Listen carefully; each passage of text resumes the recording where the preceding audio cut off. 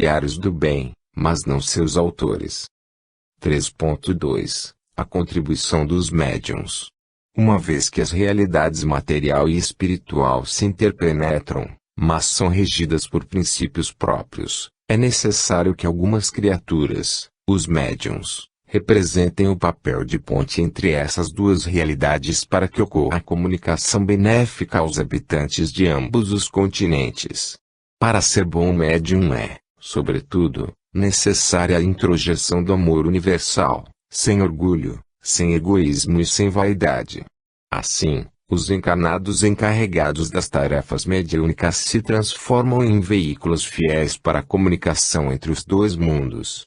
Nada pretendendo a não ser o bem, colocam-se na posição mental de intermediários sintonizados com as correntes do bem, sendo orientados por espíritos bem-intencionados e até por espíritos superiores, que confiam na sua firmeza de propósitos e auxiliar os que necessitam.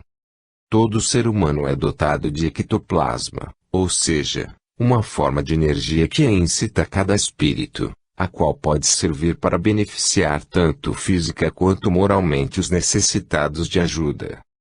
Doando ectoplasma em favor dos semelhantes, essa energia é direcionada pelos espíritos médicos de forma adequada, visando sua cura ou minoração dos males do corpo e da moralidade. O ideal de servir é o dado mais importante para alguém ser um médium de confiança do mundo espiritual. Se tiver conhecimentos teóricos do assunto, melhor ainda, mas o requisito da bondade é o mais importante. Renunciar um pouco da própria vitalidade exige capacidade de pensar no bem-estar alheio, mas sempre quem ganha mais é doador, porque é dando que se recebe, conforme afirmou Francisco de Assis. A vida pessoal do médium pode ser, e costuma ser, referta de agruras, mas isso faz parte da sua própria programação espiritual, porque a maioria das mordomias leva ao dessegramento, enquanto que as agruras obrigam à ponderação e induzem à compreensão dos sofrimentos alheios. Pacientem-se, portanto, os médiuns com seus próprios sofrimentos e agradeçam a Deus por ter de carregá-los, conforme exemplificava Francisco Cândido Xavier, um dos mais fiéis médiuns que a humanidade terrena teve o privilégio de conhecer. 3.2.1 A doação de ectoplasma. A ciência terrena adota como referencial a análise, separando em partes o que julga ser elemento do todo, como se cada uma delas fosse um ente diferente dos demais, quando, por não levar em conta as realidades do Espírito e de Deus, não consegue enxergar o verdadeiro todo e, portanto, não pode, por enquanto, realizar o trabalho de síntese, o que, realmente, seria o ideal. Jesus, na sua piedade infinita, como se fosse nosso Deus, porque está autorizado pelo Pai a representá-lo perante a humanidade do planeta Terra, ditou a grande síntese, onde expõe o mecanismo de funcionamento do universo, desde o micro ao macrocosmo, incluindo, evidentemente, os seres humanos na sua trajetória evolutiva. A ciência materialista não levou em conta essa revelação e até hoje procura decompor o todo, que lhe é inacessível, por enquanto, perdendo-se no dédalo das teorias, que são lançadas e caem no esquecimento em pouco tempo. Einstein mesmo, acreditando na divindade apenas em parte, apesar de tomar conhecimento da informação de Jesus, através do texto acima referido, preferiu confiar na sua cerebralidade, quando poderia ter ido além e se ajoelhado diante de Deus, como verdadeiro crente, exemplificando para todos sua fé, como lhe competia. Assim tem procedido muitos sábios que encarnaram na terra, ficam no meio do caminho, com receio de se confessarem publicamente e se tornarem arautos da fé em Deus, seja através da ciência, da filosofia, da arte e até da religiosidade, que a maioria faz se transformar em corrente política para combater as outras formas de crer em Deus. Allan Kardec e Amélie Baudet representaram uma exceção a esse desvio rotineiro na realidade terrena, o primeiro dando sua contribuição nas áreas da filosofia e da ciência e a segunda da arte, ambos direcionando seus esforços para iluminarem os departamentos da cultura terrena com as luzes da religião. Não a religião sectária, mas a das leis de Deus, que não separam um irmão do outro. Assim sendo, abordemos a questão do ectoplasma, que nada mais é que uma energia, que todos os seres possuem, por concessão de Deus, para utilizarem da forma que conseguem, conforme seu grau evolutivo. Essa energia é importante nos trabalhos de cura tanto das mazelas do corpo físico ou perispiritual como na cura de defeitos e sofrimentos morais, pois tudo se resume na presença de energias negativas, que podem ser substituídas por energias positivas. A técnica para a realização de tal trabalho é conhecida pelos especialistas nesse assunto, desde muito antes dos estudos dos iniciados do Egito Antigo, que se dedicavam ao conhecimento do mentalismo e técnicas avançadas até hoje ignoradas pela maioria dos seres terrenos, que ainda não despertaram para as realidades do espírito, uma vez que só lhes interessam as coisas da matéria. Quando Jesus falou, "Vós sois deuses, vós podeis fazer tudo o que eu faço e muito mais", ainda estava mostrando a todos que a ciência do infinito está acessível aos filhos de Deus, sem exclusão de nenhum. Basta querer iniciar-se nesses mistérios, através da própria renovação moral, para merecer ver o que a maioria não vê, escutar o que muitos não escutam e realizar o que parece milagre, sendo essa ferramenta o próprio poder mental, que cada um pode desenvolver à medida que sua ética vai coincidindo com a ética divina, para nós representada nos ensinos de Jesus. O ectoplasma é um elemento que pode ser livremente manipulado por qualquer ser humano, em benefício dos semelhantes, sendo seu direcionamento e potencialização trabalhados pelos médicos espirituais, quer nas reuniões programadas para esse mister, com excelentes resultados, quer, em situações de emergência, até em ocasiões nem sempre propícias. Os médiuns, preparados para esse tipo de tratamento, prestam um relevante serviço à humanidade, junto com os médicos espirituais, todavia, sendo invisível para os encarnados e em geral, acobertados pelo anonimato, o que lhes dá um mérito ainda maior, porque Jesus recomendou, que tua mão direita não saiba o que faz a esquerda. O ectoplasma é uma luz de cores variadas, conforme a finalidade para o qual é manipulado, visível aos videntes, que pode passar de uma para outra pessoa e lhe proporcionar alívio ou cura, conforme a fé do necessitado, como exposto anteriormente. 3.3 A posição mental favorável do doente. Quando falamos em doente nos referimos à pessoa que irá se beneficiar do tratamento ou até de qualquer outra criatura de Deus, dos chamados reinos inferiores da natureza. A sintonia mental representa o ajustamento de peças que passam a se encaixar como côncavo e convexo, formando uma unidade harmônica. Esse ajustamento é representado pela fé em Deus tanto de um quanto do outro, que elevam o pensamento ao Pai, recebendo sua bênção através de sinais imperceptíveis aos olhos dos encarnados, mas visíveis para os olhos do Espírito. Jesus mesmo orou a Deus antes de determinar que retirassem a pedra do túmulo de Lázaro e, ao receber o sinal aprobativo do Pai, emitiu o comando: "Lázaro, vem para fora." Em escala diminuta, cada um que esteja imbuído de fé em Deus, assistido por espíritos benevolentes, pode realizar em favor dos semelhantes, com resultados variáveis conforme o grau de fé em Deus, principalmente destes últimos. Francisco Cândido Xavier foi muitas vezes aliviado dos seus inúmeros padecimentos físicos por essa forma de tratamento espiritual, a fim de poder continuar servindo a causa do bem. Kardec mesmo foi curado de sério problema de visão por essa forma terapêutica. Assimilem as pessoas estas orientações, para poderem melhor ajudar ou serem ajudadas, quando necessário. 3.4 As curas de males físicos.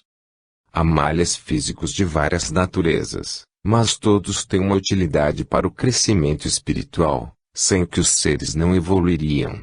Somente Jesus necessitava de tal mecanismo educativo, mas os demais seres humanos terrenos precisam das dores para aprender a solidariedade com os que sentem as pontadas do sofrimento físico. Francisco Cândido Xavier colecionava sofrimentos orgânicos como forma de se depurar espiritualmente e também para não se desviar da sua trajetória, representada no mediunato. Quando alguém pretende a cura de um mal físico, deve refletir se aquela sentinela da sua evolução não lhe fará falta para bem orientar-se no rumo da perfeição relativa, superando suas mazelas morais. A cura dos males físicos pode significar a queda nos abismos do despautério, da degradação moral e da consagração dos valores puramente terrenos em detrimento das metas evolutivas. Sarar o corpo dos doentes não é o principal objetivo dos médicos espirituais, como não era o de Jesus, que curou apenas alguns poucos, e não todos que lhe pediam a saúde. O que importa é evoluir, sendo que a cura somente é útil se destina a conceder mais oportunidades de trabalho no bem. Quem pretende sarar apenas para continuar vivendo egoisticamente está longe do propósito dos médicos espirituais e, portanto, sua cura pode estar fora do planejamento divino. Evoluam, aperfeiçoem-se, queiram ser saudáveis para fazer o bem e aceitem as doenças e limitações físicas que sua consciência lhes recomende. 3.5 As curas de males morais. Os yogis costumam assimilar os males morais de seus pupilos, retirando deles as energias negativas acumuladas no psiquismo destes últimos, fazendo com que, daí para frente, possam seguir adiante, contanto que se mantenham firmes nos propósitos superiores.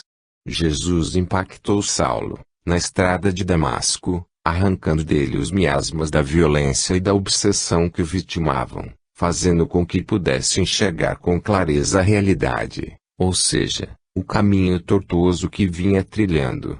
Assim também quanto aos vícios do alcoolismo, da drogadição, do tabagismo, da sexolatria e todos os demais, inclusive os defeitos morais, sempre observado o princípio antes exposto, da conjugação das vontades do paciente e do benfeitor.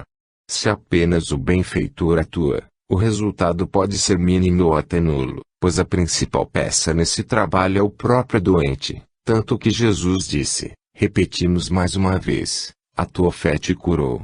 Ninguém pode violentar o livre-arbítrio de outrem, pois nem Jesus obrigou alguém ao que quer que fosse. Por isso afirmou, eu a ninguém julgo, pois respeitava o livre-arbítrio de cada um.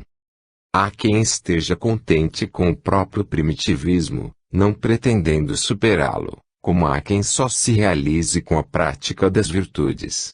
Tudo obedece à regra de que a cada um será dado conforme suas obras. 3.2.4 Apenas semear, ficando mais por conta da espiritualidade superior. É comum acontecer entre as pessoas de boa vontade, que querem ajudar as outras, pretender um resultado imediato em favor dos necessitados, mas esquecem-se de que nos cabe semear, mas Deus é que é o proprietário da gleba e sabe quando cada semente deve se transformar em frondosa árvore. Nem sempre a cura ou a solução do problema vivido pelos nossos amigos representarão verdadeiros benefícios, tanto quanto nem sempre devemos ser compassivos com nossos filhos, o que se traduzirá em indução à preguiça e à acomodação. Somente Deus e os espíritos superiores, estes consultando outros mais evoluídos, têm condições de pensar na colheita de resultados, competindo aos lavradores comuns apenas cumprir sua tarefa da sementeira. Trata-se esta observação de essencial para quem se dispõe ao trabalho no bem, sob pena de atrapalhar ao invés de ajudar. Não estamos obrigados a garantir resultados, mas apenas realizar a pequena tarefa que nos compete. Deus proverá da forma que for melhor para a evolução do espírito contemplado pela ajuda. 4. Preparação para ingressar nas equipes de trabalho. Jesus não convidou a todos que encontrou para ingressarem no serviço do bem, mas apenas aqueles que sabia estarem em condições de algo realizar de mais consistente. a maioria dos que estavam presentes por ocasião das suas lições pretendia apenas receber benefícios e nada realizar em favor dos semelhantes. Infelizmente essa é a verdade, a qual continua até hoje, com pequenas melhorias. O número de pedintes é grande, mas o dos que se propõem a servir é muito menor. Para alguém se candidatar ao trabalho no bem, o primeiro requisito é se dispor verdadeiramente a servir, ao invés de ser servido. Assim resolvido intimamente, há que se preparar para trabalhar com qualidade. Vejamos alguns itens a ser cumpridos. 4.1 Controle dos pensamentos. Como não tratamos apenas do trabalho exterior, ou seja, das atividades que podem ser desempenhadas mecanicamente, o candidato ao serviço no bem deve procurar adquirir o controle mental.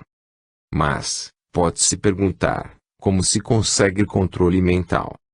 Divaldo Pereira Franco aconselha a nunca se guerrear contra os pensamentos inconvenientes, o que gera apenas desgaste e nenhum resultado prático. Diz que, quando vem um pensamento negativo, simplesmente devemos substituí-lo por outro, positivo. Assim, com a repetição, instala-se o hábito, o automatismo, a consolidação dessa nova postura.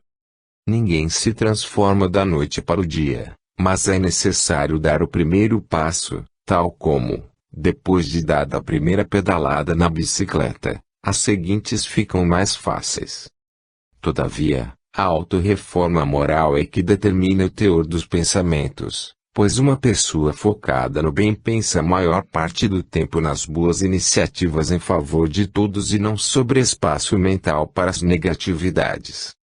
Verifica-se, portanto, que, até pela lógica, não há um método diferente de alcançar-se o controle mental diferente deste que abordamos, porque os pensamentos são irradiações do que somos intimamente. Não se pode colher figo nos abrolhos e pelos frutos se conhece a árvore.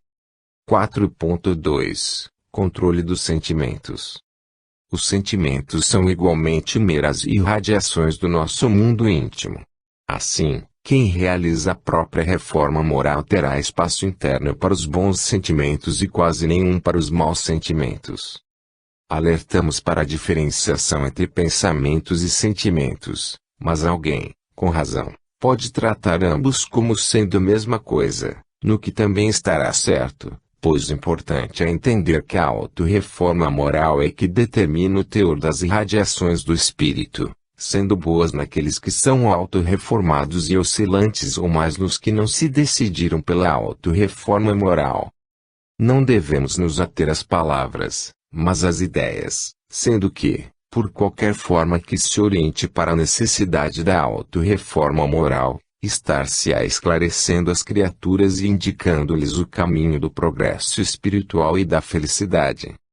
4.3 Controle das atitudes.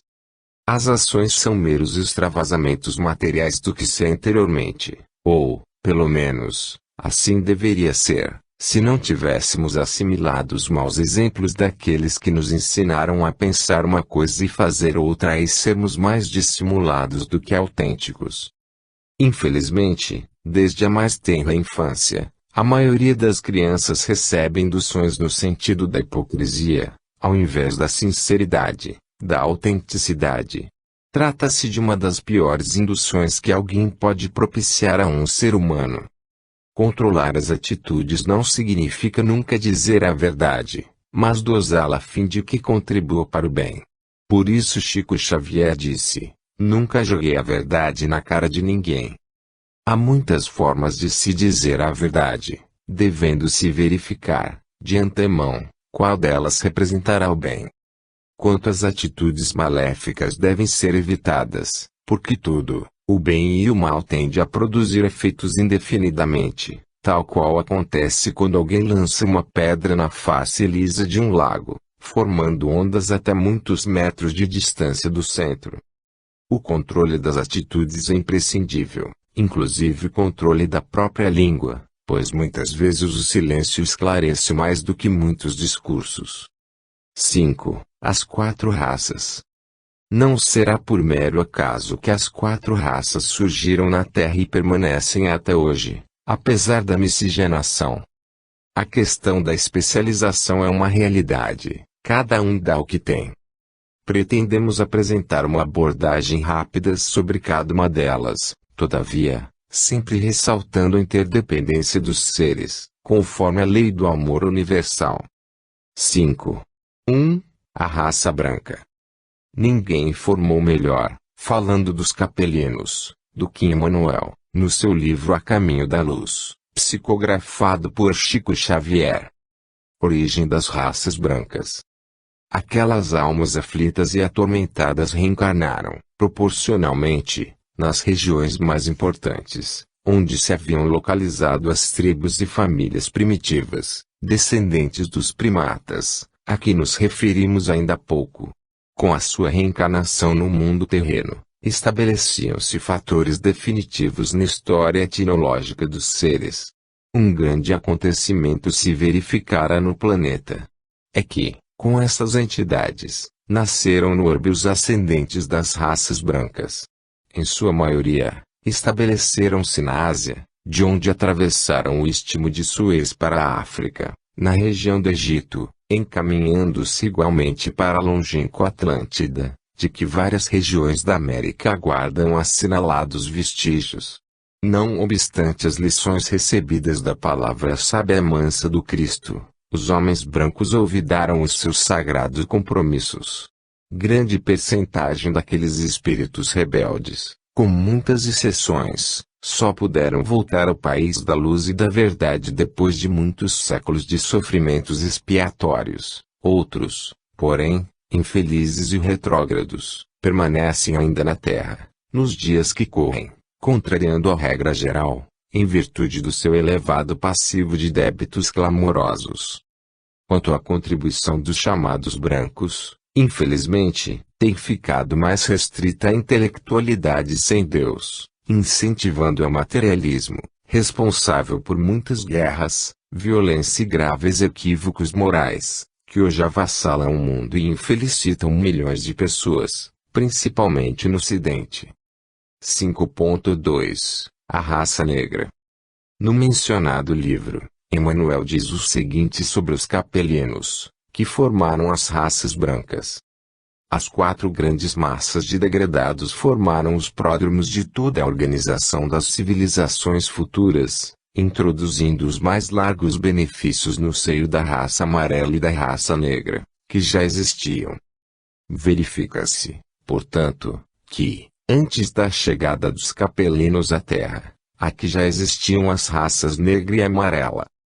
É evidente que os negros habitavam a região atualmente correspondente à África. Pergunta-se, quais seriam os mais largos benefícios a que Emmanuel se refere? Sendo superiores intelectualmente aos espíritos que então habitavam a Terra, é natural que os capelinos, brancos, influíssem no desenvolvimento intelectual dos terrícolas de então. Esses os mais amplos benefícios seriam, então, de ordem intelectual. Dir-se-á, então, que as raças brancas são superiores intelectualmente que, por exemplo, a raça negra. Naquela época recuada da humanidade, sim, mas, gradativamente, com as reencarnações dos espíritos nos mais variados pontos do globo, restou que não mais houve distinção entre as raças em termos de nível intelectual, o mesmo podendo-se dizer quanto ao nível de espiritualidade, pois os espíritos não têm cor, nacionalidade nem nome, pois muitas reencarnações já vivenciaram em múltiplos países. Não se pretende aqui incentivar divisões ou separatismo, porque Jesus, o divino governador da terra, não permitiria desigualdades e privilégios, mas a verdade é que a especialização e a complementaridade são naturais e contempladas como itens da lei divina. Cada um ensina aos outros o que sabe e aprende com seus irmãos e irmãs em humanidade o que desconhece. A raça negra detém seus conhecimentos peculiares e contribui para a coletividade terrena, sobretudo, com a virtude da humildade, da qual decorre muita espiritualização. Os espíritos que se apresentam como pretos velhos são exemplos do que a humildade contribui para o alavancamento evolutivo. 5.3 A raça amarela. Para a compreensão deste tópico também teremos de repetir a informação de Emmanuel sobre os capelinos. As 4 grandes massas de degradados formaram os pródromos de toda a organização das civilizações futuras, introduzindo os mais largos benefícios no seio da raça amarela e da raça negra, que já existiam. A respeito da China, foco mais antigo da raça amarela, diz Emmanuel no mencionado livro. A China, depois de nossas divagações a respeito da raça branca, que se constituía dos antigos ares no ambiente da Terra, é cabível examinarmos a árvore mais antiga das civilizações terrestres, a fim de observarmos a assistência carinhosa e constante do Divino Mestre para com todas as criaturas de Deus. Inegavelmente, o mais prístino foco de todos os surtos evolutivos do globo é a China milenária, com o seu espírito valoroso e resignado, mas sem rumo certo nas estradas da edificação geral. Quando se verificou o advento das almas proscritas do sistema da capela, em épocas remotíssimas, já a existência chinesa contava com uma organização regular, oferecendo os tipos mais homogêneos e mais selecionados do planeta, em face dos remanescentes humanos primitivos. Suas tradições já andavam de geração em geração, construindo as obras do porvir. Daí se infere que, de fato, a história da China remonta a épocas remotíssimas, no seu passado multimilenário, e esse povo, que deixa agora entrever uma certa estagnação nos seus valores evolutivos, sempre foi igualmente acompanhado na sua marcha por aquela misericórdia infinita que, do céu, envolve todos os corações que latejam na terra. Trata-se, como visto, da árvore mais antiga das civilizações terrestres. Qual a especialidade da contribuição dos amarelos para o progresso da humanidade? A tão conhecida e divulgada sabedoria chinesa, extensiva aos demais povos amarelos, representa a sua mais importante contribuição, sem contar seu desenvolvimento no sentido da tecnologia e da ciência. 5.4 A raça vermelha. Por que motivo Emmanuel não teria feito nenhuma referência à raça vermelha? Onde se enquadrariam a sabedoria dos toltecas, o desenvolvimento dos astecas, incas e maias e o xamanismo, dos índios da América do Norte? Não se pode deixar este item sem um necessário comentário. Limitar-nos-emos, todavia, a transcrever o que consta sobre o xamanismo, que se constitui numa das mais respeitáveis manifestações de espiritualidade atualmente em franca divulgação. Eis aí a mais importante contribuição da raça vermelha, pt. do Wikipedia.org Weblink. O xamanismo é um termo genericamente usado em referência a práticas etnomédicas, mágicas, religiosas, animista, primitiva, e filosóficas, metafísica, envolvendo cura, transe, supostas metamorfoses e contato direto entre corpos e espíritos de outros xamãs, de seres míticos, de animais, dos mortos, etc. A palavra xamã vem do russo, tung samã, e corresponde a práticas dos povos não budistas das regiões asiáticas e árticas, especialmente a Sibéria, região centro-norte da Ásia. Apesar, como assinala Mircea Eliade, da especificidade dessas práticas na região, em especial as técnicas do êxtase dos tungues, iacutis, mongóis, turcotátaros etc., não existe, contudo, origem histórica ou geográfica para o xamanismo como conhecido hoje, tampouco algum princípio unificador. Outros nomes para sua tradução seriam feiticeiros, médico-feiticeiros, magos, curandeiros e pajés. Antropólogos discutem ainda na definição xamanismo a experiência biopsicossocial do transe e êxtase religioso, bem como as implicações sociais da definição do xamanismo como o fato social.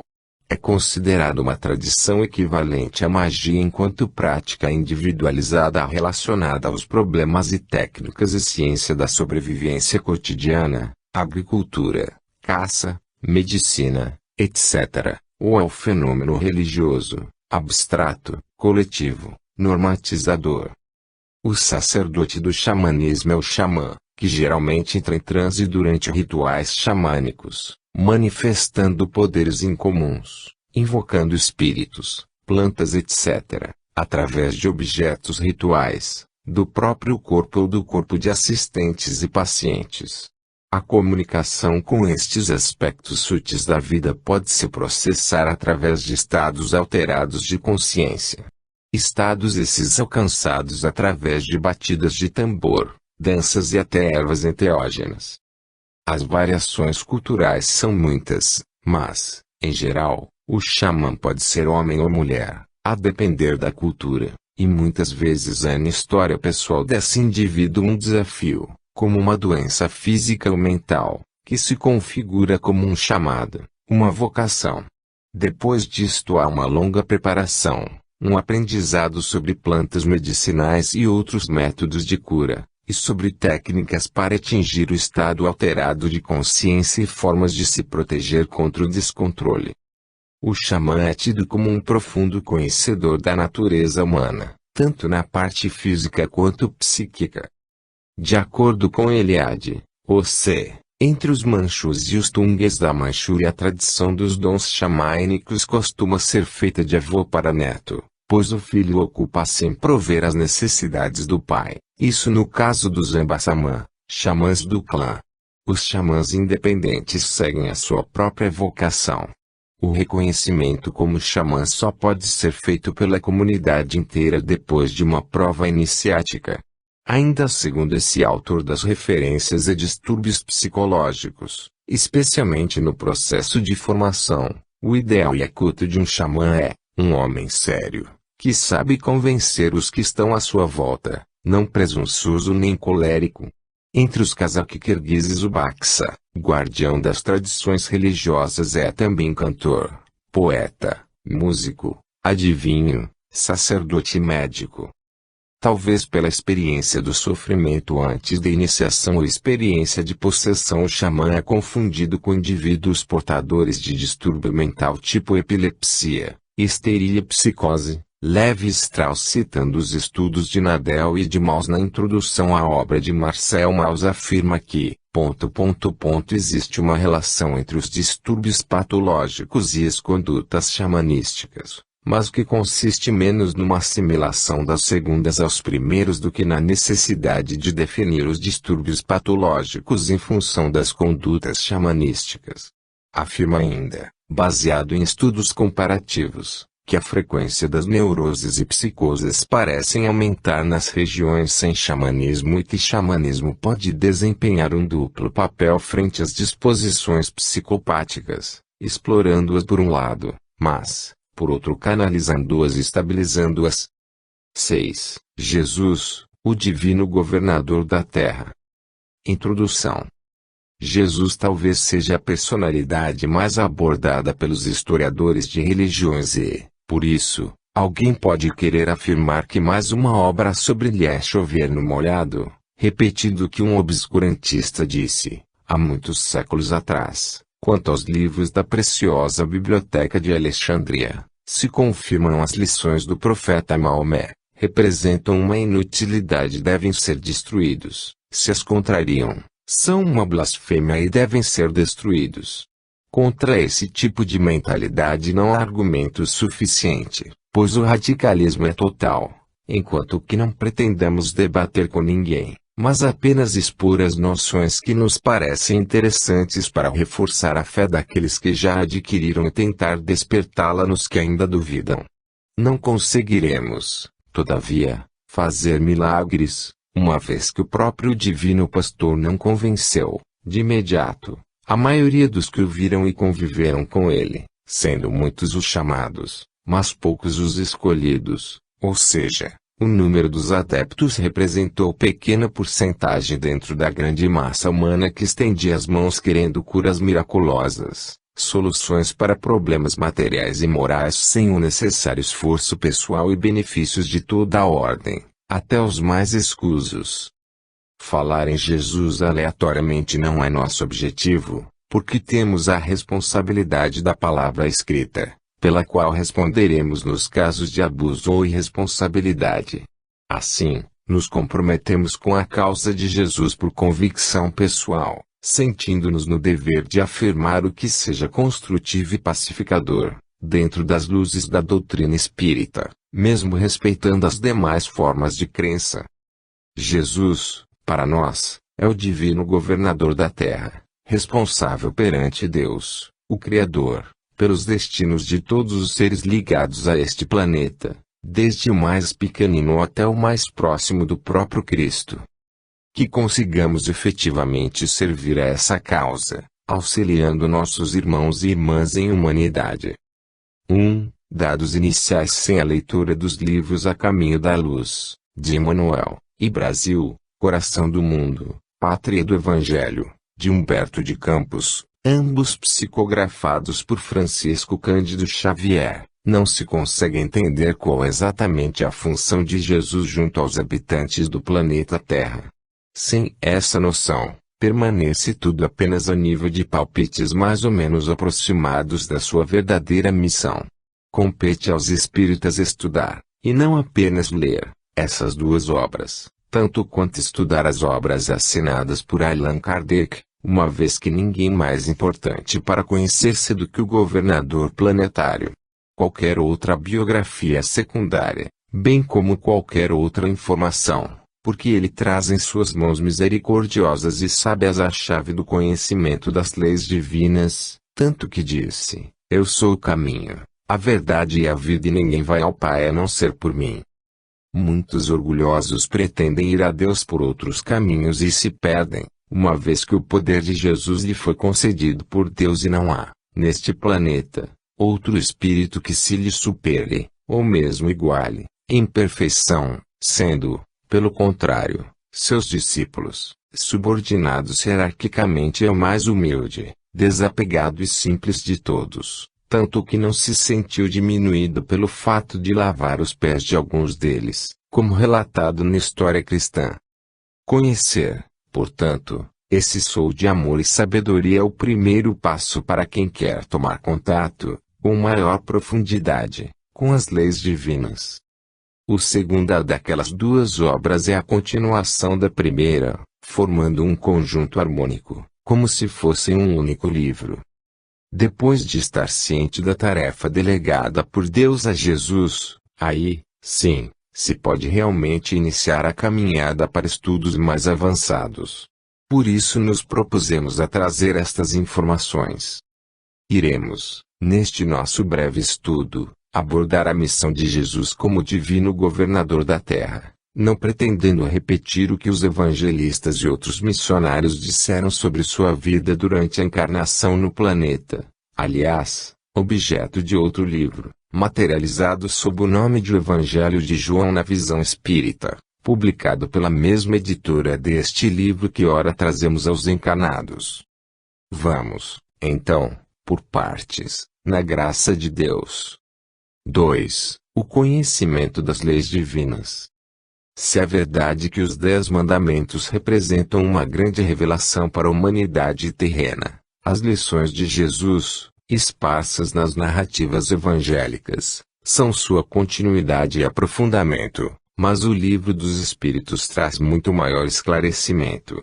Todavia, como a revelação é contínua, o próprio divino governador planetário, por um dos seus discípulos, que foi Pietro Ubaldi, ditou um tratado sobre as leis divinas para os homens e mulheres do século XX, intitulado A Grande Síntese, infelizmente estudado por poucos e desconsiderado por muitos espíritas, pelo fato do médium não ter se filiado expressamente ao movimento espírita, o que representa uma desconsideração às palavras do próprio Divino Mestre e demonstração de orgulho, tal como muitos contemporâneos de Jesus desconsideraram suas lições, preferindo permanecer atados ao passado, tanto quanto igualmente muitos cristãos ainda se recusam a reconhecer a terceira revelação, continuando a pensar dogmaticamente, através das crenças do catolicismo e do protestantismo. Os espíritas correm o risco de repetir o espírito dogmático dos seus antecessores, ou seja, os judaicos e os cristãos em geral. O livro mencionado acima representa a mais importante obra escrita em toda a história da humanidade, pois é a mais recente, assinada pelo próprio governador planetário e não por algum discípulo. Se realmente é complexa, por causa da própria complexidade do tema abordado, é, por outro lado, o retrato das leis que governam o universo físico e moral, cujos regramentos ali estão descritos com os detalhamentos possíveis à compreensão dos homens e mulheres de intelecto mais avançado do século que se encerrou há pouco mais de uma década. O funcionamento da criação divina não poderia mesmo ser banal, de fácil compreensão para os iniciantes nas reflexões avançadas e, na verdade, somente evoluindo moral e intelectualmente, é que os seres humanos irão entendendo como se organiza e harmonizam tantos elementos, resumíveis em campos energéticos. A preguiça mental, a mentalidade acomodatícia e o descaso pela própria evolução é que fazem com que muitos prefiram manter longe de si esse tipo de estudo, todavia imprescindível, indispensável para a própria tranquilização interior de cada um. 3. Explicação sobre a capa do livro. Quando vemos os artistas terrenos retratando Jesus como um ser materializado, compacto como uma estátua de barro ou de bronze, entristece-nos o coração, porque fica patenteada a incompreensão de que o Divino Mestre nunca apresentou aquele visual, mesmo quando encarnado, pois sua irradiação espiritual é tão grande que até o próprio corpo físico irradiava luminosidade e nunca foi opaco como os encarnados em geral. Por indução mental foi tentado transformar o quadro do artista terreno em uma imagem espiritualizada, não com as dimensões de um corpo humano comum, mas sim a projeção mental de Jesus no céu, no meio de estrelas, ocupando uma área incalculável segundo as concepções terrenas, por isso sendo o espaço da capa salpicado de pequenos focos de luz principalmente brancos. Infelizmente, a imperfeição da ferramenta utilizada foi incapaz de reproduzir a verdadeira intenção, que é a de mostrar um Jesus cujo perispírito não cabe dentro das limitações corporais dos seres terrenos, mas se expande por milhões de quilômetros, misturando-se com as graciosas e luminosas figuras que se desenham no espaço ilimitado. Assim se pode, apesar da imperfeição da linguagem, tentar representar graficamente a figura de Jesus, o divino governador da Terra. Pior ainda andam os artistas do pincel e da espátula que até hoje procuram retratar Jesus pendurado numa cruz ou carregando-a nos ombros feridos, pois não vêem nele a imagem da espiritualidade pura e sim a humanização do quase divino, o que representa uma miniaturização do superior. Tal como quem retrata Deus como um homem de idade provecta, muitas vezes de olhar imperativo, como se fosse um Júpiter das crenças pagãs. É preciso que os espíritas se desvinculem do primitivismo que caracterizou os tempos passados, inconscientemente atrelados ao paganismo, a multiplicidade de deuses vaidosos e inconsequentes e a incompreensão de que o mundo espiritual é energia sutilizada, onde o pensamento se irradia sob a forma de luz de potências variáveis conforme o grau de perfeição de cada espírito e, sendo Jesus um espírito puro, tudo que contrário essa forma de entender representa um quase sacrilégio, que rebaixa sua dignidade de divino governador da Terra, que a moldou a partir da energia cósmica, conforme relatado no livro de Emmanuel, já mencionado. 4. Porque muitos evitam encontrar o Jesus verdadeiro. Encontrar o Jesus verdadeiro é desmaterializar-se, deixar para trás as concepções inadequadas aos seres espirituais mais evoluídos, aos espíritos que habitarão o mundo de regeneração, em que a Terra está se transformando. O Jesus das estátuas dos templos cristãos e das representações dos artistas que não lhe captaram a envergadura espiritual não pode mais ser levado em conta na procura pelo Jesus cósmico. Este último é espírito puro, sem as mazelas que caracterizam os seres ligados ao planeta Terra. Por isso, para o compreenderem necessitam tentar igualar-se a ele, dentro do possível, desapegando-se das coisas e interesses do mundo, rompendo os grilhões do orgulho, do egoísmo e da vaidade. Somente assim é possível entender-se, assim mesmo imperfeitamente, quem é essa personalidade quase divina.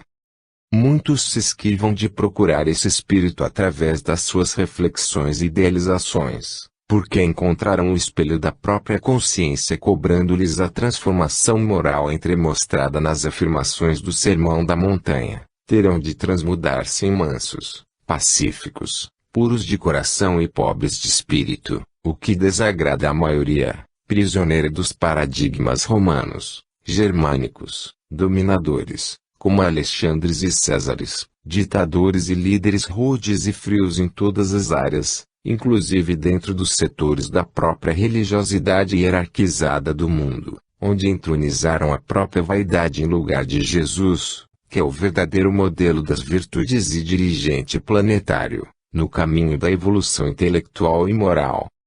Assim, fala-se em Jesus, mas evitam-se as atitudes que correspondem aos seus exemplos ou então, como outros, que se orgulham de uma intelectualidade dita superior, colocaram a ciência materialista num pedestal e adoram, tal como os irreverentes revolucionários franceses de 1789 entronizaram a razão e representaram-na na figura de uma mulher infeliz e inconsequente.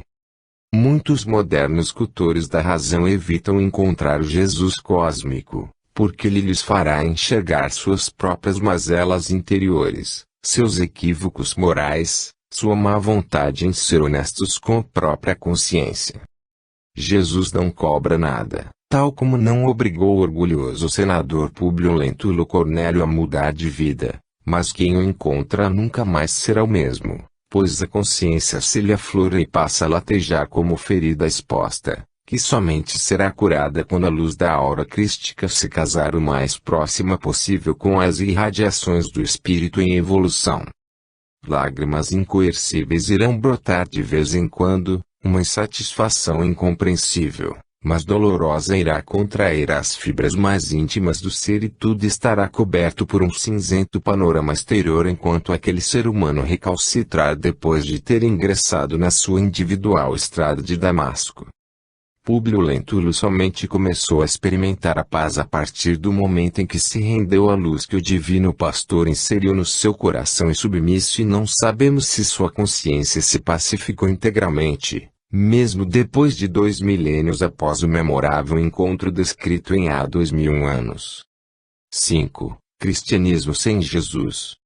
Tanto quanto se desvirtuaram todas as demais formas de crer em Deus, as lições de Jesus acabaram sendo corrompidas nos livros e pregações de homens e mulheres que se recusaram a vivenciar seus exemplos. Preferiram assumir postos de comando sem legitimidade, porque não calcados no amor, que ele mencionou como a insígnia identificadora dos seus verdadeiros discípulos. Francisco Cândido Xavier, com razão, afirmou: não reconhecemos autoridade em quem não ama. Assim também quanto aqueles que se arvoram em representantes de Deus ou de Jesus sem amar a tudo e todos, como Francisco de Assis e Madre Teresa de Calcutá. A própria doutrina espírita está, infelizmente, seguindo para o mesmo abismo em que caíram o judaísmo, o cristianismo católico e protestante, sem contar as outras formas de se crer em Deus. Preocupados com cargos e postos de evidência, muitos se esquecem da humildade, da simplicidade e do desapego, construindo centros espíritas cada vez mais luxuosos, incrementando atividades paralelas, mas sem o evangelho dentro do próprio coração. Sacerdotes, líderes de coletividades, membros egressos da antiga nobreza, políticos e milionários reencarnados tentam assumir o comando do movimento espírita, marginalizando os verdadeiros missionários do bem, como fizeram os violentos e orgulhosos, que passaram do paganismo ao judaísmo, ao cristianismo e assim por diante. Não se instituiu um papado dentro da doutrina espírita por absoluta impossibilidade, mas alguns chegariam a quase isso, caso pudessem, sem escandalizar a maioria, tamanha sua sede de poder. Com a desencarnação de Francisco Cândido Xavier, que representava um verdadeiro pilar de espiritualidade e desapego às coisas do mundo, fragilizou-se o edifício do espiritismo no mundo materializado e adorador de César e Mamon. Reflitam sobre o que acabamos de dizer, o que representa a mais pura realidade do momento, em que se declaram espíritas aqueles que pretendem ter na doutrina de Jesus apenas um meio mais fácil de conseguir benesses materiais à custa dos espíritos, querendo transformar o mundo espiritual em outro sistema de venda de indulgências. 6. O cientificismo em lugar do evangelismo. Depois de cumprida a missão de eminentes cientistas, sobretudo no século XIX, os quais demonstraram insofismavelmente a realidade espiritual, tinha-se de passar à fase seguinte, que é a da evolução moral, objetivo maior de Jesus. Todavia, evitando abordar a parte evangélica da doutrina espírita, pois que esta os incomoda, muitos intelectuais ou aqueles que se julgam tais, têm procurado transformar a religião do Cristo em laboratório de experimentações ditas científicas, para reinventar a roda, ou seja, confirmar o que Allan Kardec e outros missionários já relataram há mais de um século e meio. Na seara espírita atual muitos tentam banir o evangelismo e consagrar nomes de pesquisadores muitas vezes encastelados no orgulho, timentes da autorreforma moral, os quais remastigam temas ultrapassados, como a probabilidade da vida após a morte do corpo, a natureza do perispírito e outros.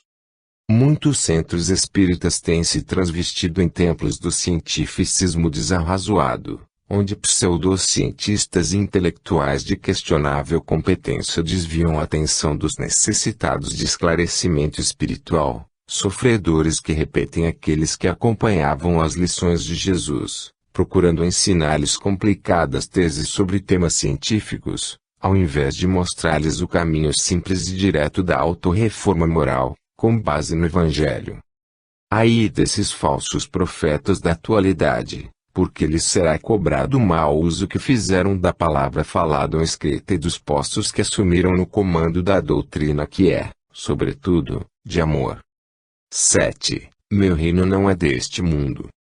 Durante muito tempo os doutos discutiram sobre o significado da expressão acima, meu reino não é deste mundo, sendo que alguns entenderam que o divino pastor estaria considerando sem importância a vida dos espíritos enquanto encarnados e todas as coisas que dizem respeito à sua vida durante esses períodos.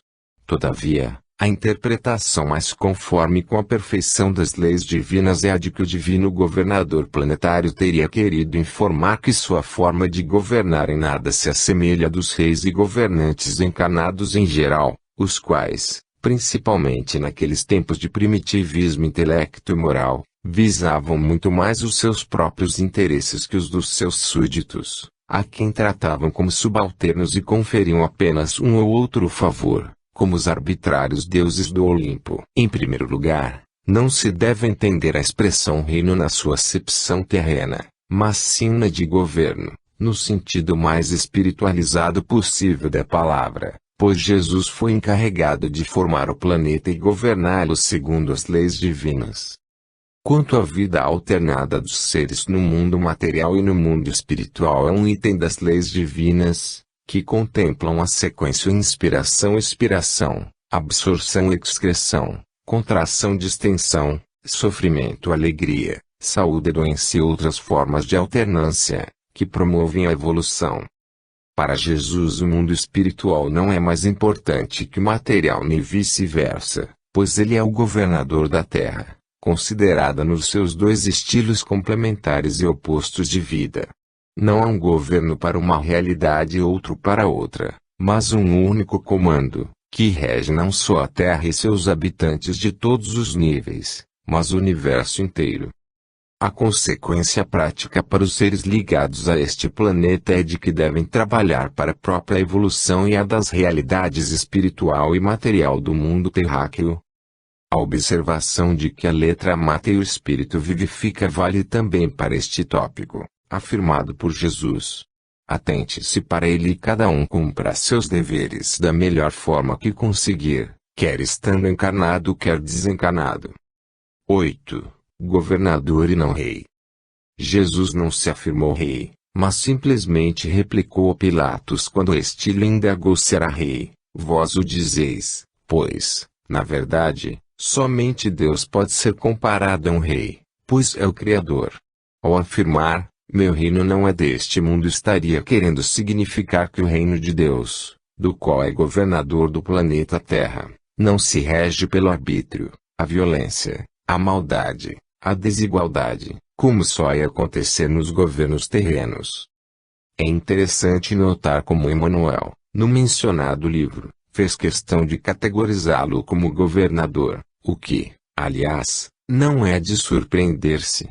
Todavia, foi Leon Denis, em Cristianismo e Espiritismo, quem, anteriormente, tinha sido incisivo ao identificar Jesus como governador espiritual deste planeta.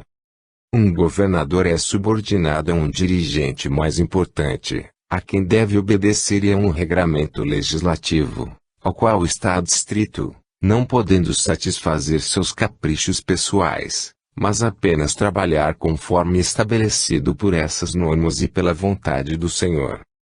Com os esclarecimentos acima expostos, os espíritas passam a compreender que não devem estar a pedir o impossível, ou seja, pretender burlar as leis divinas, pois nem Jesus pode fazê-lo, tanto que disse, eu não vim derrogar a lei, mas cumpri-la também no sentido a que nos referimos e não apenas naquele de desprestigiar os ensinos de Moisés e dos profetas do povo hebreu.